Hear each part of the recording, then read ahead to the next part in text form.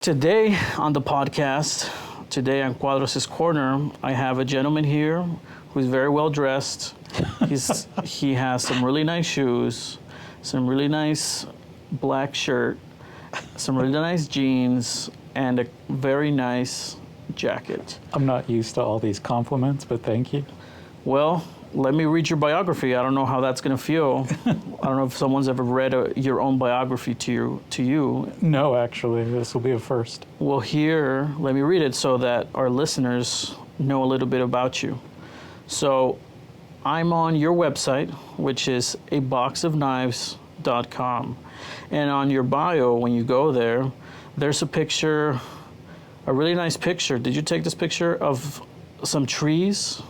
Yes. Tree branches with some crows. Yep. A very good picture. Thank you. And then as you scroll down, it's a pretty, like it feels good on the finger because as you're Thank you. as you're scrolling down, the image kind of like jumps and kind of like zooms in, so it feels like I'm interacting with the website. Thank you. And I really like that. So as I scroll down, you have a black little square, and it says, there's a quote here. Yes. It says, "Knowledge is all we have to gain, and creation is all we have to give." Yes. We'll talk a little bit about what that means in a bit. Sure. Now, let's go further down, and we have a background of what it looks like to be the sky, a Yes. blue sky. That's it. It's very colorful. And All of those then pictures were taken when I was walking my dogs. when you were walking your dogs, Yeah. wow. Hey, that's a great time to be artistic. Yeah.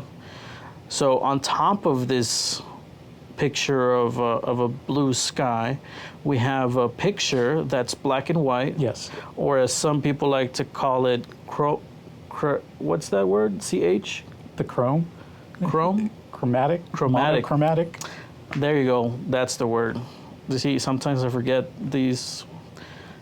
Monochrome. It's Yeah. one of those. Yeah, one of those. So we have a black and white image of yourself. Yes. It looks like you're either praying or thinking about something. It looks like by the way that you have your hair presented on your face, which is you have pretty medium long length hair. Yes. You have a nice thick beard.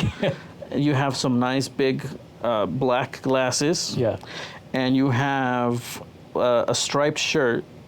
Yes. And in the background of this picture, it's all white. Yeah. So it looks very gothic. There's a bright light coming directly at you from above, it seems. So you're very bold in this picture, and Thank it looks like you're reminiscing or praying or something like that. And in the bottom of that, we have this little paragraph that says, "A box of knives is an artist navigating through a multitude of mediums. They carry a unique voice and consistently push boundaries through storytelling." Yes. And then in the very bottom of your website, which is I'm on the mobile version, so it's pretty nice. Right below the sky is like a fence, and Yes. it looks like it's dark. And then there's a smaller picture in the bottom where there's a bunch of birds on some lines. Yep. And then you have obviously your Twitter, YouTube, Instagram. So you call yourself a box of knives. Yes. How did that come about? So would you like to be referred as your artistic name or Judas? Judas. Judas is fine. Judas. So how did this artistic mindset come about? Like, when did this come into your world of like, I'm going to use a multitude of mediums to express myself? That, so I felt like there was two questions within that question, and one is, what is a box of knives, or a box of knives? So that essentially is like, do you have, like at your house, like when you have pictures and stuff like that, memories, like where do you keep them? in a box. Typically, most people I find go ahead and pack those things in a box. And they pack them away. The one thing that I thought about is that some of those memories that are in those boxes are sharp, like they have the potential to cut, they're not always friendly memories that you're packing away. Sometimes you're packing away those memories that are really going to cut you deep. And when you go looking through them, it hurts. And so that's what a box of knives is. It's, like a box that carries memories. And when you stick your hand in there, there's a potential of getting cut. So you're figuratively and literally using that name to represent a physical thing and then a non-physical thing. Yeah, absolutely. That's really clever. I like that. Thank you. And then the other one was, how did I end up working in a multitude of mediums? It just kind of happened. Started off as a musician at a young age, started playing piano, and then moved to bass, then guitar, and then finally drums. And so I've been playing music most of my life. And, you hang around musicians and everyone's sort of a creative, and we're all young teenagers and still, trying to figure out who you are as a person. And I just liked expressing myself in an artistic way. So I started doing paintings and drawings, and I always kept a journal.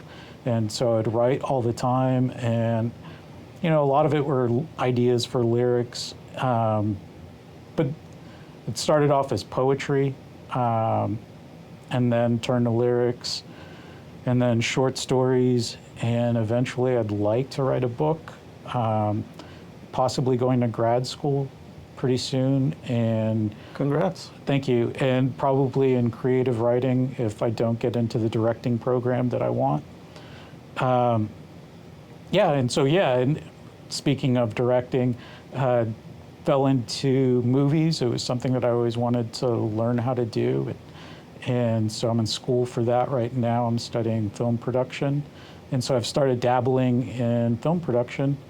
And let's see what else. And painting just sort of happened. And I just love it. I love the ability of being able to express yourself in a way. As far as painting goes, it's a quick form. With video production or filming, you got to set up lights, you got to set up a camera, you got to make sure everything's right. It takes a lot of people to go ahead and get a production done correctly, unless you're you, and then it only takes you. But painting, it's me, and I'm alone, and I can just attack the canvas. So it happens quickly. Even in photography, that's also quick format for me. I started taking pictures when I was young, probably about 6 or 7. My dad handed me a Canon, I think it was an A1, maybe something like that. It was a little black and silver one. And so I started toying with those when I was a kid. I've just always loved taking pictures, so yeah. The thing that you said right now that struck a chord a bit was when you mentioned the painting and how it's easy to do it instead of a video production. In a way, now that I'm thinking about it, I enjoy interviewing people and sharing their story. So in a way, you're my brush. Gotcha. You're my art. This podcast is what I use to express my, I don't know if you could call it an art form, I guess sharing someone's story. Yeah, it's definitely an art form. That's the one thing that's super important to me, no matter what medium I'm working on at that time. Story is everything. It's important to tell a story. And by telling a story, when I write, what I like to do is I write the entire story out, but then when I go back and edit, I like to make it abstract. So I'll cut huge chunks out, and I know what the story's about, but in order to be able to give something away that can be interpreted in a different manner, yeah, I'll eliminate huge chunks of the story. And so it's sort of abstract, especially the filmmaking that I did last fall with this series called the Shoebox Chronicles. It's really abstract, but I knew the story that we were trying to tell. So I like working in that way. I like keeping secrets. I even would keep secrets from the actors and wouldn't reveal things until the last minute and then be like, hey, let's do another take because we're going to do it this way now. I just think it's fun. I mean, you wanted to come over here. We actually had it scheduled for an earlier day, but for Sunday. some reasons, it was scheduled to today. And you wanted to trick me. Yeah. I was going to bring a bunch of actors with me, and I was going to come with my foil that I wear sometimes and wrap my head in foil, and then I wanted to just sit down and have all of these actors doing random stuff around me. And every time you asked a question, I was just going to sit here and not answer for about 30 minutes, and then I was going to take it off. I have a strange sense of humor sometimes. I think you have a problem. Yeah, no. Actually, so I used to work at a theme park. Oh, really? Wow. Yeah. That must have been an awesome job. I'm not going to mention which one, but I did. Can I guess? Yeah, but I'm not going to say yes or no. Okay, don't say. Okay, but I'll tell you off camera. Okay. But it's in Texas. Yeah. So I worked at this theme park like one summer, like during college. I was going to St. Mary's at the time. Yeah. And so, Texas. Oh yeah, there's only one there. Oh, it could be SeaWorld. Nah, you're not a SeaWorld person. What are you talking about? So anyway, I got hired there, and I got hired like as a vendor, and so they wanted me to be out like in the theme park trying to sell stuff, and I didn't want to do that. Like Why not? I didn't want to be in the heat. Like I didn't want to walk around in like Texas heat all summer. Oh, you wanted to be inside? Yeah. Oh, so okay. when I showed up, like it's such a big company, like they can't keep track of everyone. So when I showed up and they asked like, so which division do you need to go to for training? So I said guest relations, because I knew guest relations was inside and I would be in AC, like in air conditioning all day. So I showed up that day, and you're supposed to go and like get a name tag. So they have someone there that actually, makes the name tags for you. Then you said your name. Yeah, well, I did, but I showed up to get a name tag, and the machine wasn't working that day. Oh, snap. So they were like, just go into that bin over there and grab your name tag. There's no name tag that's going to have Judas. Like, there's just no way. Like, I've never met anyone else with my name. And so I go digging through the box, and so I was like, I'm not going to have it. And so I found this one name tag, and it was Jack. And so I was like, cool, I'm going to be Jack. And so I got the name tag, and I went home, and like when I was driving home, like I was like, you know what? I'm going to be Jack. And so I created an entire character. Like I developed an entire backstory for myself. Wow. And like I even developed a walk. Like I would walk a very specific way, and I would talk differently. Wow. And I created this entire backstory because I knew it was a summer job. I was like, it's a summer job. I'm only going to be here for a short while. Like I'm going to have fun with it. I'm going to create this character, and I'm going to be this guy every single day at work.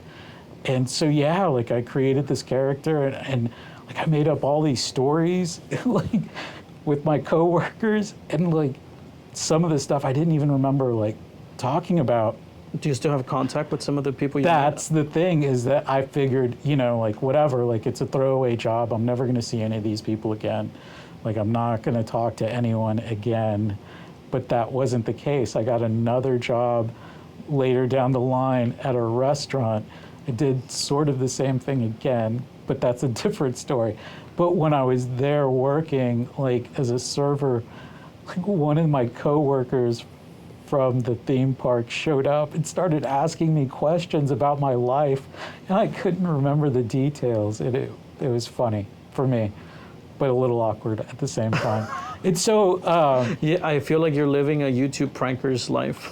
yeah, but without cameras at that time, I was the only one in on the joke. And the only time I almost broke character as Jack was they had to move me out of like guest relations to like a ticket booth because Oh, so you went out in the sun. That was your weakness. no, Jack. no, no, no. The ticket booth is also AC, but they needed someone to sell tickets. And so, like, you know, those lines are long, so you're just trying to, like, hustle and get people through. Like, yeah, go. And so this one older gentleman, like, kept saying, hey, Jack. Yeah, Jack. And I thought he was messing with me. I was like, why is this guy calling me Jack? Like, what is his problem?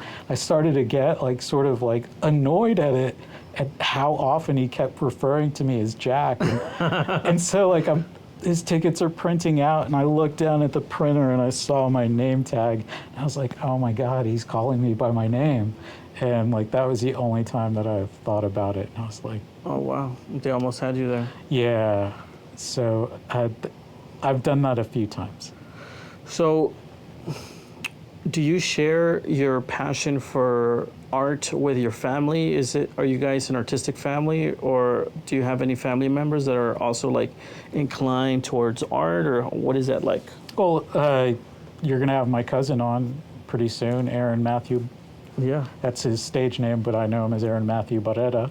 And so, yes. And then one of my distant relatives is legend has it that he was one of the first accordion players to mix accordion with music down here. There's Really? supposedly a statue of him in Mexico, in Monterrey. He might be in the San Benito Museum of Tejano Music. I don't know because he stayed in Mexico. There's actually like a town right outside of Monterrey as well that's called Tanguma. And wow. I've never been there. I don't go to Mexico. Well, I don't go anymore that much. I used to go like almost every summer and every winter, but like starting maybe like around 2010, 2011, we stopped going as a family. And yeah,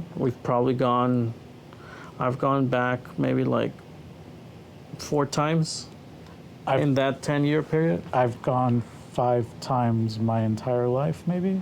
Hey, Yeah, no, I've gone more than that. yeah. Like I used to live over there. the kids I grew up with would go like on Fridays and stuff like that, but I never went. So where did you grow up? McAllen. Was born in McAllen, and then my parents moved to San Antonio and spent a few years there, and then moved back when close to school, like when I was about to go into kinder. Mm-hmm. Actually, pre-K. Yeah. I got kicked out of pre-K. What did you do? I didn't do anything. I just happened to already know my alphabet, and I could do simple addition and stuff like that. So They kicked you out for being too smart. Well, that, and I also, because I knew what they were trying to teach, I was a little hyperactive and would act out a little bit Yeah. here and there. You're a little artist. A little bit. And so they were like, he doesn't need to be here. And so that was that. Oh, well, checklist. Yeah, Got yeah. it off the checklist. Got kicked out of kinder. Yeah. I didn't know it was on my checklist, but sure. There you go. There you go. Hey, it's something that you can say. Yeah. So what type of like films are you more fond of, or what is it about films that you found intriguing?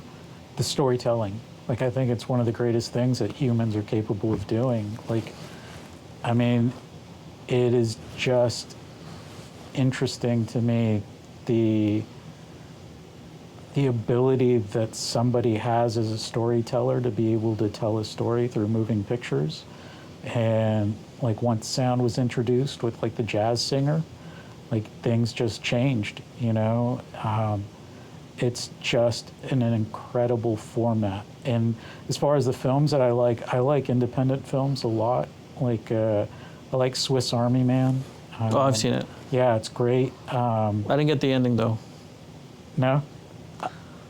I don't remember. Can we liked spoil it? No, Not that I didn't I don't like want it. to spoil it Not for that I anyone. didn't like it. But if you haven't seen it, watch Swiss Army Man. It's by the same directors that did Everything Everywhere Now at Once, all at once. I can't remember how it ended. See, that's how I don't. Yeah. That's why I didn't. Yeah, I also like Paul Thomas Anderson, Wes Anderson, Quentin Tarantino. Like, he's great. Have you seen my favorite movie of all time, There Will Be Blood?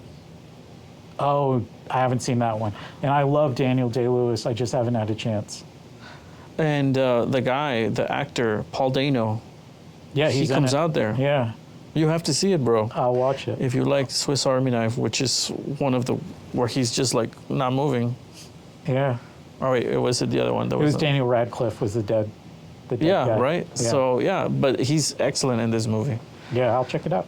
He's It's been on my queue since it showed up on Netflix. I don't think it's on Netflix anymore, bro. Yeah, I'll have to look for it.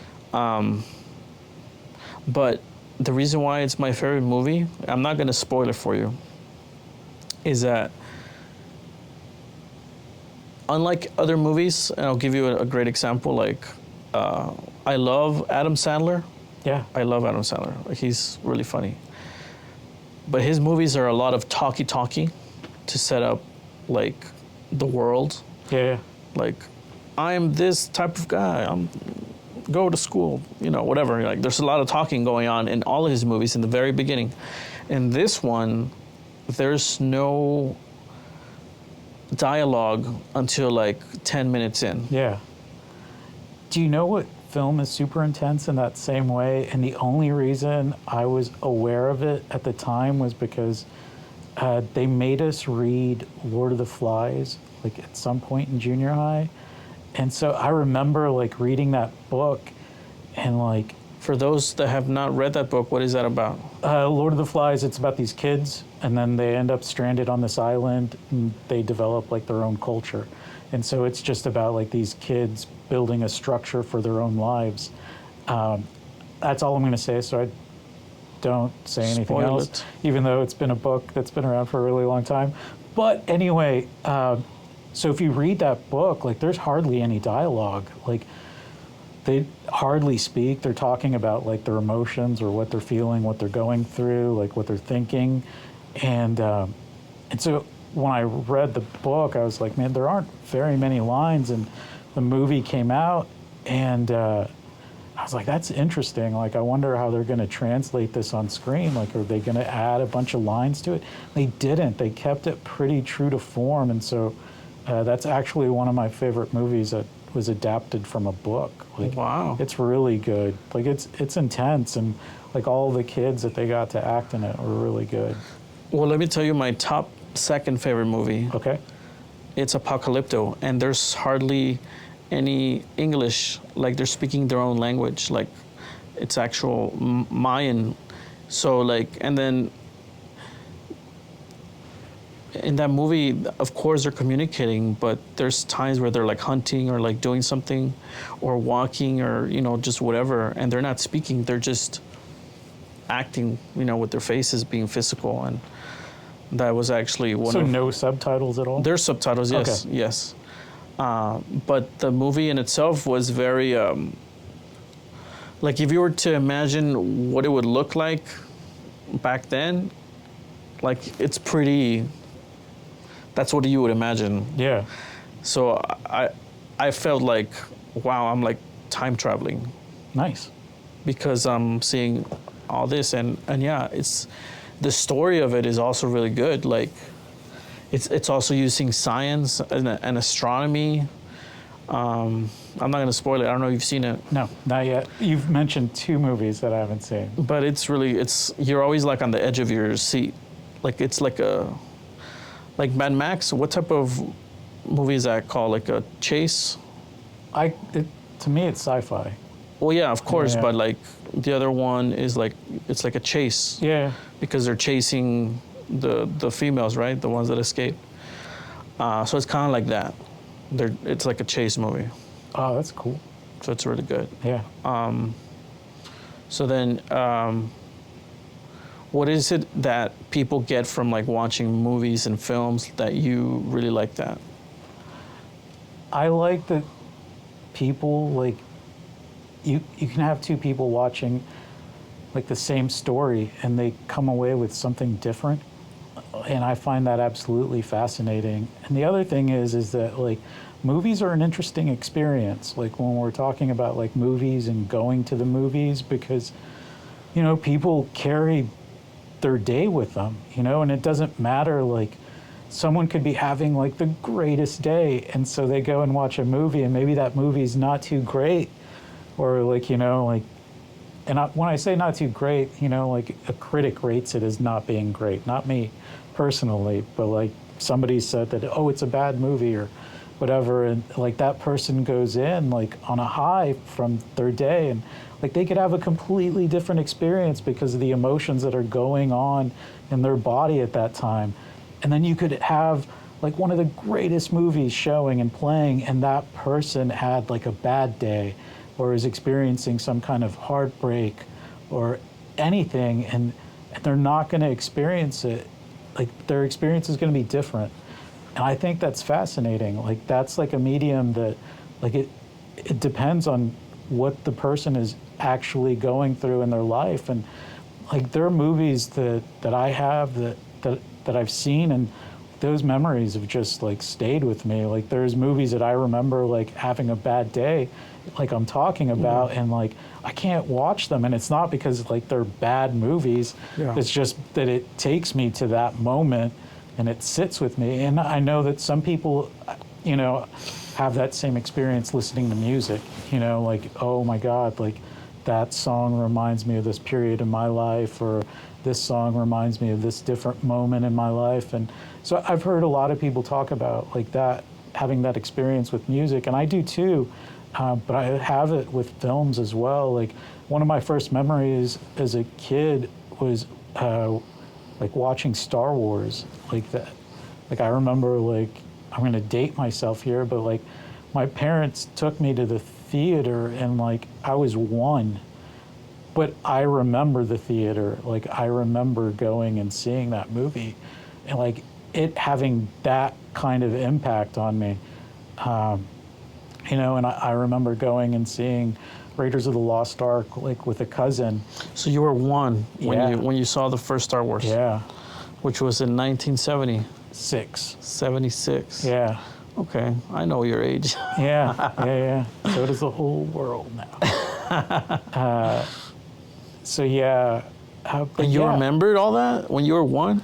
Yeah, I have memories that go all the way back Damn, there. bro. Some people are kind of, I have to be careful because I remember a lot of things, and I think it comes across as creepy sometimes because other people aren't. No, you're just very visual. Yeah, and like I'll be like, yeah, I remember you. I remember for that moment we did this or that. And they're like, you remember that? I'm like, yeah.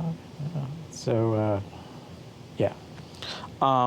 So one of the questions that I wanted to ask you is, because you have your website, obviously, the one I was reading, your biography. Do you consider yourself a person who evolves with the times when it comes to filmmaking? How so? Because obviously the tools to create art and to put your ideas out into people's eyes is more simple nowadays. Oh, it's awesome. It's great. Like I love technology. Like I absolutely love it, because the idea of being able to make like a film like 20 years ago was like outrageous. Like the amount of equipment that you needed to buy and the prices of that equipment made it extremely difficult. And now like we can do it with our phones, like. And I have these lights that cost me like $200 on Amazon. Yeah, like it's great. Like, and then these microphones that I have on are really tiny. Yeah, they're and great. You could clip them on an actor or person and keep them like how they are now. Yeah. And it might look there, but you could like hide it with something or leave it. But like this all in all was probably like less than $1,000. Yeah, I love technology. Like I'm a huge fan. Like, yes, great. Some things, maybe not so much, but the ability to be able to create with it, yeah, like it's it's good. So the reason why I was asking about your website is because distribution. Obviously now you can distribute your own stuff through YouTube, Yes. through Instagram, TikTok. I don't have TikTok, but You know, some people like it, some don't. But you know, it's a tool, right? Yeah. So, are you trying to? What's your goal with the internet? How do you plan on using this tool?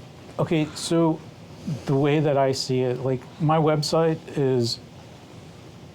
encumbers everything. Like it has everything. Like it has my photography, it has my artwork, like my paintings displayed there. It has a page that is strictly designated for music, and then another page that connects to my YouTube, and it has all of the films or short films that I've done so far.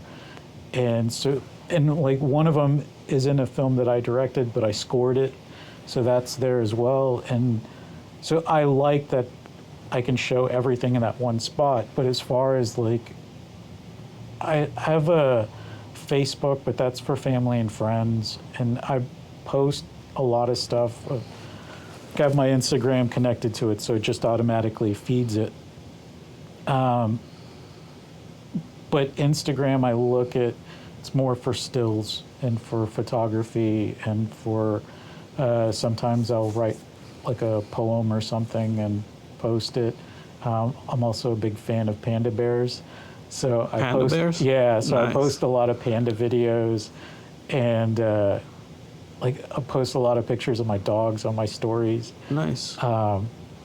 And so I just like that for that. Like I'm just trying to put some positivity out into the world I with like my pandas. stories. I love Yeah, pandas. so like I just put stuff that I find interesting. Or I was taking a lighting class in spring, and so I was watching a lot of like Instagram feeds that were talking about how to light different scenes, and because I know that I can put that on a story, and because it keeps a record or whatever, your archive. Yeah, yeah. And I can go back and look. For me, like some of that stuff I'm putting on my stories strictly that I have an archive of it, and I'm like, oh man, I know that I saw that, that's instead of smart. having to go back and search for it, and it maybe not being there anymore. Like I've got it on the archive. So that not a lot, but some of the stuff that I do post is stuff that I'm archiving for myself to be able to go back and review. Yeah. So I use it in that way. And then YouTube is strictly like films and like little short experimental stuff, like when I'm just trying to work stuff out with the camera, or trying to, like these are art forms for sure, but it is arts and crafts. I heard somebody say this once, and I don't remember who, so I apologize. But they stress the fact that it is a craft, and it is something that you have to continuously work at. Otherwise, it's like muscle atrophy. If you're not using those creative muscles, like you'll become stagnant, and it becomes harder. And when things get hard, I don't know of anyone that's like, oh, this is fun because it's because it's so difficult. So I try to continuously work on projects for that reason.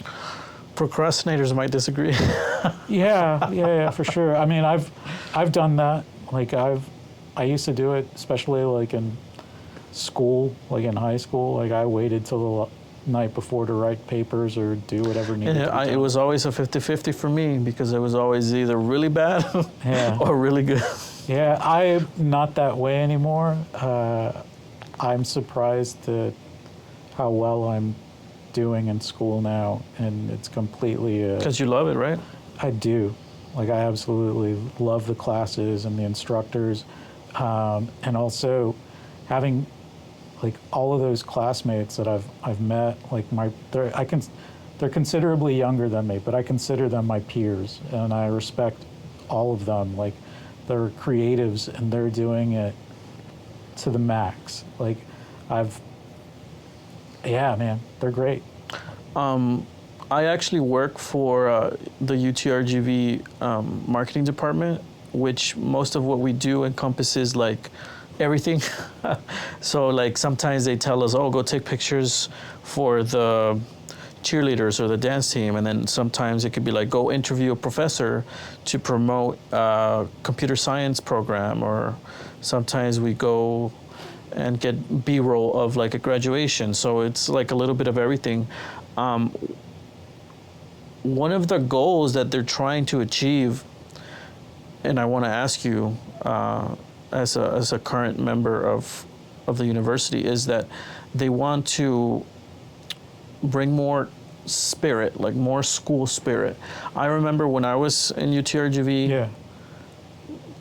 it kind of like felt like the theater department and the film department was actually just like one, which was theater, and then film was kind of like thrown Yeah. a little bit to the side. Is that still the feeling nowadays, or has it, reached a certain like equality feeling? Okay, so you're talking to somebody that's been in school for a really long time. I've had 6 majors, and Oh wow. yeah, I've accumulated over 200 hours, but not towards 1 degree. Yeah. So this is the first time, like, I'm actually looking at a finish line here pretty soon. So I did take some film courses, like back in 2015, 2016, around there. And so I understand what you're talking about. And I don't think that they felt very, like, separate so much. I think there just weren't a lot of film students enrolled at that time. But now that I'm there, like, currently, it's flip-flopped. Like, there are so many more, like, they do those introductions in the beginning of the semester, state your major. And in all of my classes, like a majority of them are film production students. So, Wow. So, and, it's good, man. Like, it's good. Their faculty's grown by a couple more members, and we had like a town hall with all the film production students, and they're talking about expanding and trying to get to that point. And I believe them. Like, all the professors there, they care. Like, I don't think one of them doesn't. Yeah. Wow.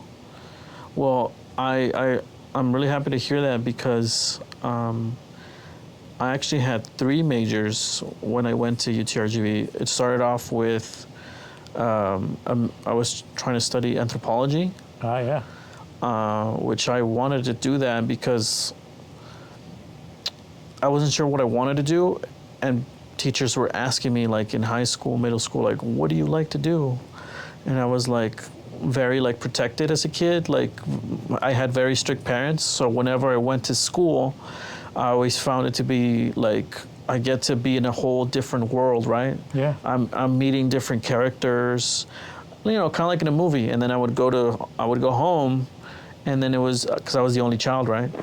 And my parents were like always working or something like that. So all I had was like a TV, right?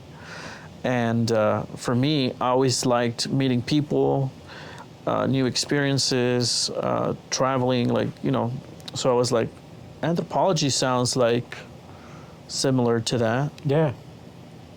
And then I started taking a class, and I felt it was a little bit not really what I was thinking it would be. It was more like a lot of paperwork and very little actually going to a site and doing something. Yeah. So that kind of like turned me off, and I went towards like graphic design because I also liked drawing, and I was drawing since like I was a little kid. I would always like draw like Dragon Ball Z characters. Nice. And I would like, give them to friends or whatever. Whenever we had like a little group project, Yeah. I was always like, oh, I'll draw. And I would be like the artist person. So I went into graphic design, and then by mistake, I like found broadcasting because I was like trying to find a place to like eat my lunch. And then I like go into this like big green room with a bunch of cameras. Yeah, they're by the library. Yeah. Yes. Yeah. And I had never seen that in real life, like in person, like never. I've never had seen that ever. And I was like very enthralled by it because I grew up watching movies, and like I was mentioning, and I always felt like the people I met were characters, like in the story and all that. So I got like, wow, like I want to do that. And then I changed it from graphic design to broadcasting.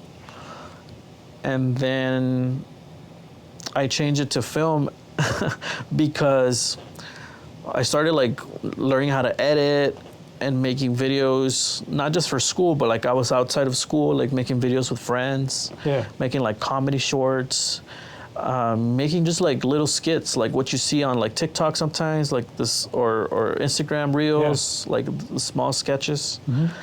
I started doing that with my friends. And then I went to like broadcasting. It was like boring, like wide shot, medium shot, close up, again, wide shot, medium shot. You know, that was like the rhythm of like how they wanted everything edited. And I was like, no, I want to like do different kind of crazy things. Yeah. And then that's when I jumped to film finally. So I understand your like, oh, you said you had how many different majors? 6. Yeah, I started off as an art major, and I was really argumentative. I grew up as like a skate punk kid, and at that time, like, I felt like I was constantly having to justify my choices to my professors, and I got upset. And so ended up going to St. Mary's and started studying classical guitar.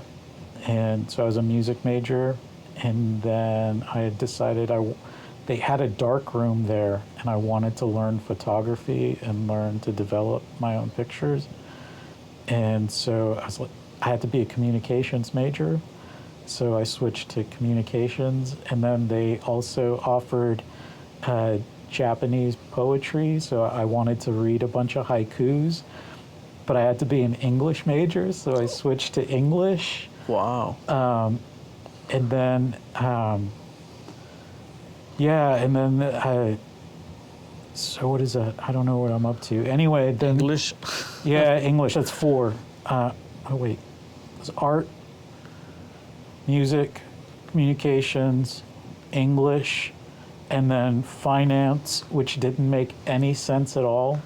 I was going through a rough patch in life, and every time I would show up to class, I would pass by like the liberal arts building and be like, man, I don't belong going to this other building. I should be going in that direction. And so I switched again, and that's when I switched to film, and that's 6. And I am extremely happy with where I'm at and the choice that I made to switch over, for sure. You know what would be funny? What's that? If you switched again. No, I am finally close to finishing, and I'm excited about it. And But it would be funny though, you would hold the record, maybe, I don't know. I do have a sense of humor, but on this one, I'm going to hold back. Yeah. No, congratulations, that's awesome. Thank you. But I won't say it until I see it.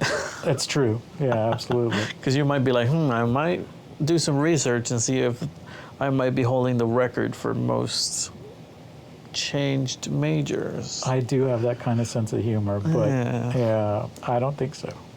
So you mentioned writing as well, that you started off writing poetry, right? Yes. How would you, if you could give someone advice today, if someone came up to you and told you, Judas, I want to take writing, video, and the internet and make some sort of like career out of that, how would you? First thing I would tell them is to read Julia Cameron's book called The Artist Way, and that's really all they need to do. And all of the answers will come from reading that one book. It opens up your mind as an artist and introduces new practices into your life. It helps you break barriers that you thought were there, but they were actually just mental blocks. And just start doing morning pages. She has this one exercise that she introduces in the book, and since I read that book, I've been applying it to my life. And so I wake up at 4:30 in the morning every day and I journal. First thing, that's what I do. And writing everything down changes everything. Like, we're very attached to it for some reason. Like, it's it's like magic. Like once you start writing down your goals, like you'll be amazed at how quickly things will develop, you know? Yeah, little things will start changing for you right away. Wow. What was the book again? It's called The Artist Way by Julia Cameron. And yeah, and if you're like, I don't have time to sit down and read the book, they have it on Audible. So you can look for it. Audible. Yeah. Let me look it up because I'm very interested in this book now. Yeah, no, it's great. What is it called? It's called The Artist Way. The Artist Way by Julia Cameron. Yeah. Cameron. Ooh, it's $16. Yeah. It'll change your life. It's worth it. I'm gonna buy it right now. It teaches you how to invest in yourself, you know. It's got several lessons in there, and they're all great. You just got to stick with it. But Well, yeah, read that book, and just by writing in the morning, like you'll start to discover what it is that you're trying to accomplish. I got it. Like that's how you uncover your true self, is by, at least for me, Yeah. was by writing every morning. So is this a recent book that you discovered, or have you been doing this for a long time? A couple of years. Oh wow. Yeah. And do you feel like there's more opportunities now with the internet for artists like ourselves? Yeah, man, absolutely. Because exactly like what you were saying before, like there's an audience there. Like you can just post. Yeah. You can reach people easily, you know, and not only that, a lot of people available. Like, you know, if you're looking for a specific, you know, kind of artistic group that you feel close to or migrate, you can just migrate over there, you know, like there's several musicians out there, they're filmmakers, they're artists, like you just need to approach them, like, you know, like it's okay. And if they say no, or it's okay, you can just move on. Yeah. Eventually, like you'll meet your people, and once you're around creatives, it's crazy, man, what people can come up with. Like you get a bunch of creatives in a room, and if they're all trying to achieve that same goal, and it's amazing. I feel that a lot of the creative people that studied filmmaking, including myself, are kind of like moving a little bit towards marketing, because there's a lot of opportunities with social media and businesses trying to post like content, like, you know, how your daughter was involved with an agency. I feel like more and more actors also are getting opportunities that may not have been there before. Yes, yeah. So I feel like with the whole internet, like all these doors have been opening for a lot of people. Yeah, it's definitely what I've read. I'm not like in the industry, and I don't want to give that like sort of perception out, but well, it's what storytelling. I've read, I think it's storytelling. Yeah. And I think you're very well qualified, because as an artist who is inclined in sharing a story with your art, it's the same thing. like, yeah, I'm definitely a storyteller, and yes, working in all these different mediums. But what I mean by industry, like I'm not an industry insider, like not giving you any kind of scoop. I'm just giving you a translation of like things that I've read and heard through other podcasts and whatnot. Is that, yeah, the industry has definitely changed because of the internet. Like there are people like that are influencers that have millions of followers, and film producers know that they can bring an audience in, so they're casted sometimes in specific roles just to bring an audience in. And I've heard that the number of followers you have is important to some producers, not all. And that's not a bad thing. It's just the way it is. Like, It's reality. you know? Yeah, exactly. And so, but like myself, like as a storyteller, like I just like the fact that I can just post, like, you know, like I can create whatever I want. I can just put it up, and that's that. Like I just have stories that I want to tell, and I want to tell them through my unique perspective, you know, and how I see the world. And I think we're all unique. Like, we all have different backgrounds. We're all different people. That's one of the greatest things. So I think everyone's a storyteller, honestly. Read that book, you'll get what I'm saying. But yeah, man, like, for sure, I want to tell stories. Like, I'm not really looking at it like an industry. I'm just looking at it as in, there are things I want to do, and there are things I want to accomplish, and these are just a few of them. Is there like a certain amount of like films that you're trying to achieve, or what's your goal with filmmaking? I've actually been writing about that, and one thing is that I don't like talking about future plans too much until they're actually in motion. But what I can tell you is that, like, yes, I do have goals, and yes, there are specific genre films that I would like to play with, because I'm interested in it. But as far as, I want to exactly do this, or I exactly want to do that, I'm going to go ahead and keep that locked up for myself for right now. But yes, there is like a lot that I want to do. Like Sure. what type of genre interests you? What type of subjects interest? I like history. I didn't know that I liked history until recently. Like, I'm a sci-fi kid at heart.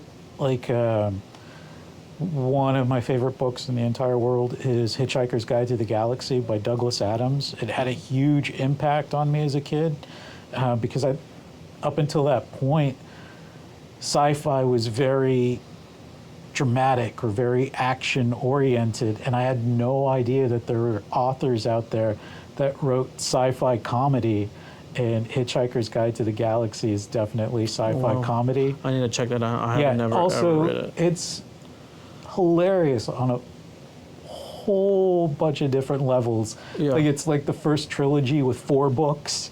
Oh, really? Like, that's hilarious. Like, that's really funny that the author did that. He calls it the Hitchhiker's Trilogy. There's 4 books. That's funny. Yeah. And it started off as a radio play also, is my understanding, before it was a book. Yeah. It may have that flip-flop. But I also like the idea of a radio play. I really liked the concept of War of the Worlds, and when they broadcasted it on the radio, and they did it as if it was actually happening. Yeah, I was reading about that, and a lot of people freaked out, and they started calling the cops and stuff. Yeah, I have that sort of, I like that a lot. Like, I like... Hold on. I think Yvette just got back. Or maybe she opened the door. Is that you, Yvette? Oh, okay, never mind. Yeah, so I love that. Like, I love those. So yes, I'm very, very much influenced by sci-fi and future thinking. But recently I learned that I really love history. Like, I had no idea that I had an aptitude for it, or that I was like, that I'd be as moved. And maybe it's my age, and maybe it's getting older. And no, I love history. That's my favorite subject too. Like, I didn't enjoy history growing up. It was just that movie with facts. Mel Torme, History of the World? No. Have you seen it? No, I haven't. Oh, you gotta watch that. It's really funny. History of the World. History of the World. It's an old movie because I'm old. It's Mel Brooks, right? Yeah. Yeah. Mel Torme and Mel Brooks. How did you meet Yvette and Backdoor Modern Vintage? Juan Depp. We were filming, and he was like, "Hey, we're gonna go pick up Yvette." And I was like, "Who's Yvette?" That's funny. And can you talk about that project? Yeah, it's on pause right now, but we're working on a mockumentary style film that's based in total improv. So nice. That's about all I can say about it right now. I love improv. Is there a certain project that you could share that you've done in the past that maybe you did with the school, or like what type of projects did you do? Well, I shot that series in fall that was called the Shoebox Chronicles, and it's about a dad, and he loses his daughter. His daughter passes away during COVID, and so he's trying to build a new reality for himself so that he is comfortable. Like the trauma was so traumatic to him that he is struggling to go back into like a normal life. And so he starts to build an entire world. And so you see is like it's essentially like a lot of Zoom meetings with like a therapist. Yeah. And so you see that reality of where he's talking to the therapist, but then you also see the alternate reality that he's been building for himself to be able to exist in a safe space mentally for himself. Oh, wow. That's, that's deep. Is there any comedians that you like to listen to for inspiration? I'm not sure I understand. Oh, snap. Siri doesn't understand. I don't know, like any comedians that you're inspired by? Do you like comedy? Like Mel Brooks? You mentioned Mel Brooks. Yeah, I grew up a really big Andy Kaufman fan. I love Andy Kaufman. Yeah, wrestling. Yeah, but more than that, like what I was telling you about when I was working in that theme park, that sort of mentality is very much influenced by Andy Kaufman and like bending reality and making people wonder like what is actually real. I like doing that a lot. I do. So I really like Andy Kaufman. I love John Mulaney. I took my daughters to go see him when he was in Austin, and that was a great show. I also really like Bo Burnham. Like I loved Inside. Where he's stuck in the house? Yeah, it's just really original. Yeah, man, I'll watch all of it. Like there's some comedians I don't like as much as others, but it's neither here nor there. I enjoy stand-up, yeah. Yeah, and I've really liked how with the coming of the digital age, there's more and more videos that are being shared online of like comedians where like sometimes it was very hard for you to find somebody new. Yeah. And now like you just scroll and every other video is a comedian. Yeah, or at least podcasts are also really great for it. Like I listen to WTF a lot, and I was introduced to a lot of new comedians through that podcast. What's WTF? It's WTF by Mark Maron. He's been around forever, like as far as podcasts go, but he has like a lot of guests, like as far as comedians go, that I hadn't heard of before, and like I'd listen to them talk, and I was like, oh man, I want to check them out. Yeah. So I get introduced to a lot through podcasts as well. Have you heard of this comedian called Vaughn? He looks like Theo Vaughn, I think that's his name. No. I found some of his stuff. It's kind of like random, like he says random stuff, but sometimes they're funny and like, yeah, I didn't think about that. You know, there's so many different types of comedians nowadays that it's like you get to see different types of, you know, artistries and how they come about. So when it comes to painting, is this something recent that you did? Yeah. Do you want to share with the, with the pointing more towards the camera? What is this? How's that? Yeah, you disappeared. Yeah. So I do like what I guess most people categorize as abstract expressionism. Yeah. So so there's a couple explanations. And so when I first started painting, like I was just trying to connect to a previous version of myself. Right. You know, like when I was younger, I painted, but I took a number of years off from being creative, you know. And so when I decided to start to get back into it, I was just trying to connect, you know, and but I don't like doing things senselessly. And what I mean by that is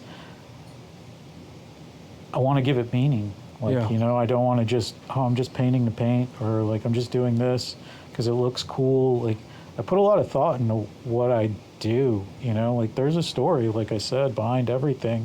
I just don't always tell everyone what it is. But I will tell you at Thank this you. moment. So what I decided, what I wanted to do was, like we were talking about earlier with like a box of knives, it's like a box of memories, and sometimes you go in, and when you dig into those memories, you get cut, and they bring about pain. Yes. Well, also, those memories that you put into a box, like, I believe that no matter how close you are to someone, you're never going to really, truly know them. And I'm not saying that it's impossible to be close to someone or connect to someone, you know, on any kind of level. I think that is possible to make connections with people, but I don't think it's possible to truly know them, because that person carries a different consciousness than yourself. Like, they're interpreting things based on their experiences. Like, when you're telling them a story, they're interpreting that story that you're telling them through their own life experiences. It doesn't matter like how much of the story that you explain to them. They're grabbing and holding on to those pieces that connect to themselves. Yeah. So knowing that, like that, oh, you can't really ever know. And I believe that people are layered, you know, like we all have all of these layers, all these Like stories. Shrek. Yeah, that are all stacked on top of each other. And when you're looking at someone, you're not seeing the whole story. You're only seeing parts of those layers. Yeah. So that's what I do. Wow. Like, each color that I'm using is a different story. And this is essentially like all of those layers of a story. And you're only seeing small specks of what's behind that. And so what I do is I typically actually paint a painting, and then I cover it up with this. So it's a hidden story always within all of the paintings. Wow, that's fascinating. So it's like a little puzzle. Yeah, I love puzzles. Yes. Well, I want to ask you one last question, but I don't know, it might be a two-parter. Okay. First is like, why do you think story is important?